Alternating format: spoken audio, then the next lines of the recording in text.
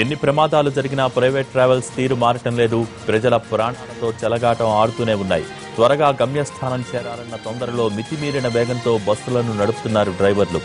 ఆ అతివేగమే ప్రమాదాలకు కారణమవుతోంది. నల్గొండ జిల్లాలో ఓ టూరిస్టు బస్సు బోల్తా పట్టడంతో 5గురు ప్రయాణికులు గాయపడ్డారు. నార్కట్పల్లి మండలం గోపలాయపల్లి వద్ద ఈ ప్రమాదం జరిగింది. బీఆర్ఎస్ ట్రావెల్స్ కు చెందిన టూరిస్టు బస్సు భద్రాచలం నుంచి హైదరాబాద్ వెళ్తుండగా గోపలాయపల్లి వద్ద అదుపు తప్పి రోడ్డు పక్కన బోల్తా పడింది. ఈ ప్రమాదంలో బస్సులో ప్రయాణిస్తున్న 5గురికి గాయాలయ్యాయి. క్షతగాత్రులను సమీపంలోని ఆసుపత్రికి తరలించారు. ఎలాంటి ప్రాణాపాయం జరగకపోవడంతో అందరూ ఊపిరి పీల్చుకున్నారు. డ్రైవర్ నిర్లక్ష్యం వల్లే ఈ ప్రమాదం జరిగినట్టు సమాచారం.